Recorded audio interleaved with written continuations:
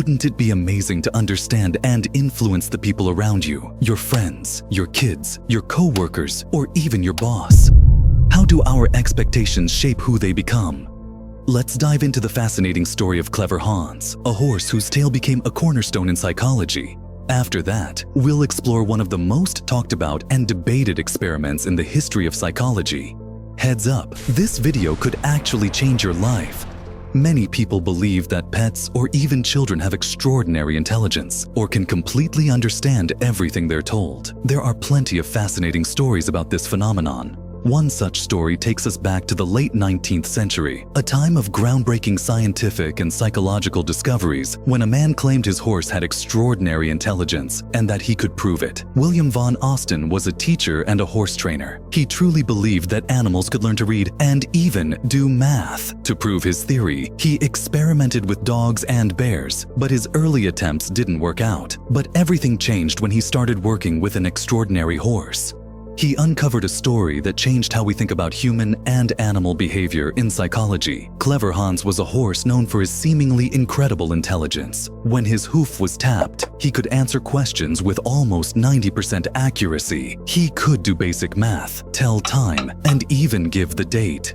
Soon enough, this phenomenon grabbed the attention of the scientific community. Scientists studied Hans, looking for signs of deception or trickery, but no one could find any evidence of fraud. Clever Hans could even answer questions correctly, even when his trainer, von Austin, wasn't around.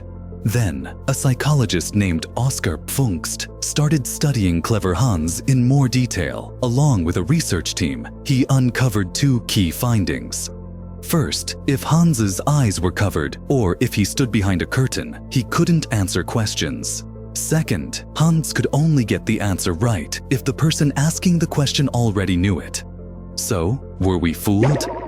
It turned out the horse didn't really understand speech or numbers the way humans do.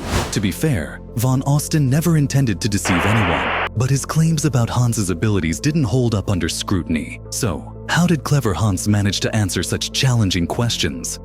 First off, we've got to acknowledge just how remarkable Clever Hans really was. It's hard to deny he was a one-of-a-kind, incredibly talented horse. But the real takeaway here is the impact this story had on psychology as a whole.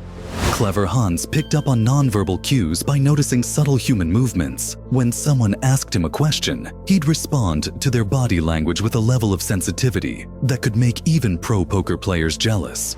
For example, if he was asked to perform a calculation, Hans would start tapping his hoof. As he got closer to the right answer, the questioner would unknowingly signal, maybe by slightly tilting their head or adjusting their posture. Psychologist Oskar Pfungst noticed that people often tilted their heads or gave away subtle hints when Hans got to the right answer. Hans picked up on these signals and stopped tapping.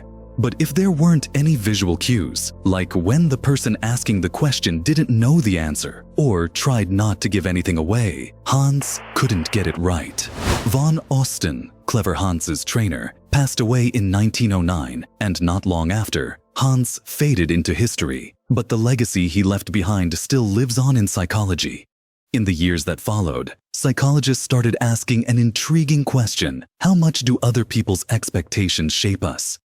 If Clever Hans could figure things out based on human expectations, could people be doing the same thing? After decades of research, the answer is a clear yes. Study after study has shown that people are profoundly shaped by the expectations of those around them. Self-fulfilling prophecy: how expectations can shape reality.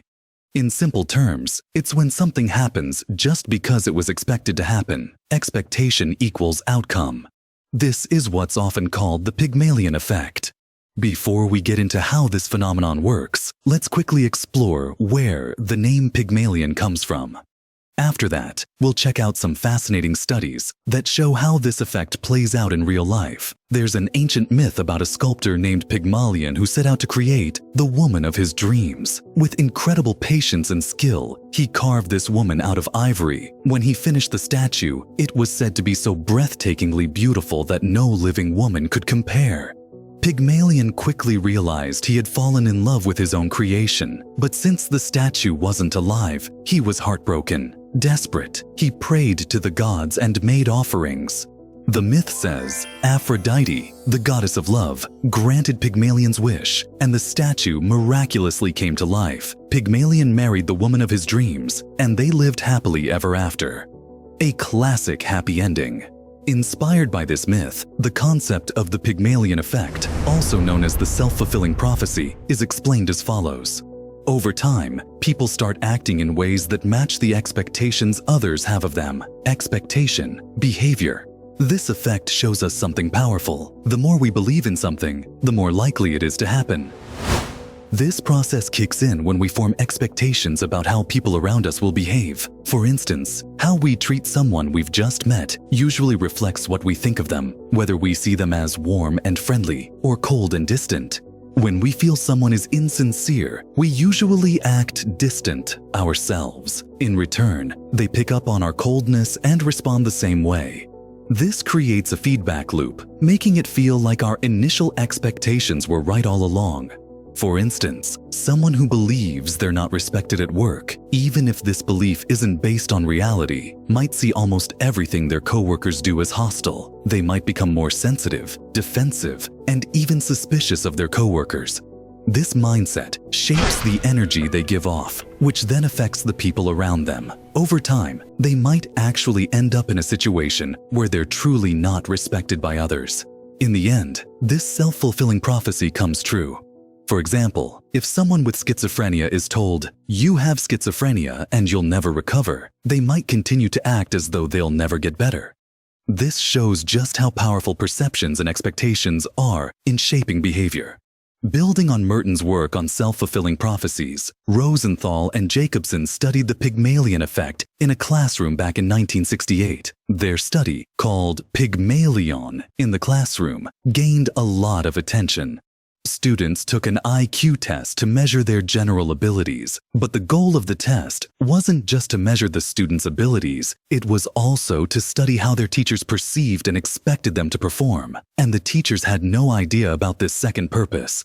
Based on the test results, the researchers gave teachers a list of the top 20% of students in the class, labeling them as high achievers. However, this list didn't reflect the students' actual performance. It was completely random. The teachers believed these students were smarter than average, even though that wasn't true. At the end of the semester, the same IQ test was given again. The results showed something remarkable. The students the teachers thought were intellectually superior made significant progress. According to Rosenthal and Jacobson, this difference was entirely due to the teachers' expectations. Teachers were more patient and supportive toward students they believed had the potential to excel, reflecting their positive expectations. They conveyed these expectations to the students through their tone of voice, facial expressions, and body language. When giving feedback on these students' mistakes, they took a more constructive approach. All of these behaviors were completely unconscious and instinctive on the teacher's part. As a result, students were motivated by these positive perceptions and felt inspired to work harder. Even though the amount of time teachers spent with students didn't change, the dynamics of their relationships improved. Teachers' posture, body language, and even subtle gestures sent a clear message to students. High performance was expected of them. In this study, while the amount of time teachers spent with students didn't change, the quality of their interactions improved. The teacher's posture, body language, and even subtle gestures made students feel that high performance was expected of them. This experiment answers the question, how do high expectations lead to high performance? In short, if you show a child that you believe in their ability to succeed, they're much more likely to thrive. This is a perfect example of the Pygmalion Effect in action. Simply put, what you expect shapes what you achieve. Give it a shot in your own life. You'll notice the difference. You can see this effect play out in the workplace too. For example, managers often give more responsibilities to employees they see as capable and set higher expectations for them. This, in turn, pushes these employees to do better. Managers also tend to offer more constructive feedback when these employees make mistakes, giving them more chances to grow and improve. This is what we call the positive feedback loop. But when expectations are low, the opposite happens. In these situations, the negative feedback loop kicks in, causing a drop in performance. Put simply, your expectations guide the loop, deciding whether the outcome will be positive or negative. It's clear that our expectations affect those around us.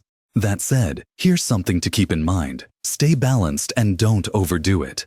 Setting expectations too high, beyond someone's limits, can create stress and backfire. Like most things in life, balance is key. Now, we know that our expectations can affect how others perform. But what about the expectations we set for ourselves? Remember this, whether it's about us or others, what we believe drives what we do, and what we do shapes how we perform. As Henry Ford famously said, whether you think you can or you think you can't, you're right.